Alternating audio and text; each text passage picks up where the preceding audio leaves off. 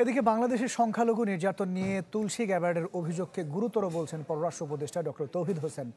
আর অর্থ উপদেষ্টার মত হলো এই ঘটনায় প্রভাব পড়বে না বাংলাদেশ যুক্তরাষ্ট্র সম্পর্কে।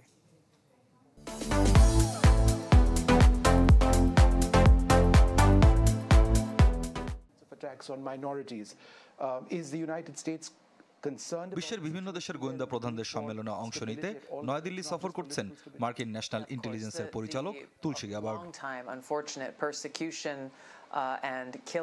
সাক্ষাৎকার দিয়েছেন ভারতীয় সংবাদ মাধ্যম এনডিটিভি এবং এএনআই-কে, যেখানে তুলসী দাবি করেন বাংলাদেশের দীর্ঘ সময় ধরে সংখ্যালঘু নির্যাতন চলছে, যা মার্কিন সরকারের উদ্বেগের কারণ।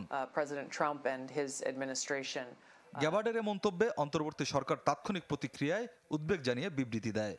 বলা হয়, বাংলাদেশে সংখ্যালঘু হত্যা, ইসলামী সন্ত্রাসবাদের হুমকি নিয়ে মার্কিন গোয়েন্দা প্রধানের বক্তব্য বিভ্রান্তিকর ও ভিত্তিহীন, যা দেশের সুনাম ও ভাবমূর্তির জন্য ক্ষতিকর।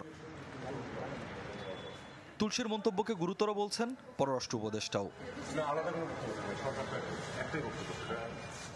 বিষয়টি নিয়ে সচিবালয়ে কথা বলেন অর্থ উপদেষ্টাও।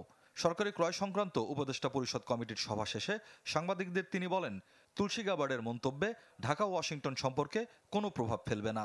ওইসব মন্তব্যে আমাদের অর্থনৈতিক কোনো বহুপাক্ষিক সম্পর্ক বা দ্বিপাক্ষিক সম্পর্ক প্রভাব পড়বে না।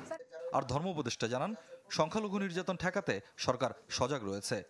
এখানে প্রসিকিউশন অফ মাইনরিটিস তারা বিদেশিরা যেভাবে বলছেন অথবা ফরেন মিডিয়া যেভাবে বলছেন সে মাত্রায় নয়, কিছু বিচ্ছিন্ন ঘটনা তো আছেই, তারপরেও আমরা অত্যন্ত সজাগ রয়েছি। নিষিদ্ধ সংগঠন যেন তৎপরতা চালাতে না পারে সে ব্যাপারেও সতর্ক সরকার বলে জানান ধর্ম উপদেষ্টা। সরকার এই বিষয়ে সজাগ আছে। স্বপ্নিল শাহরিয়ার শিশির, চ্যানেল 24, ঢাকা।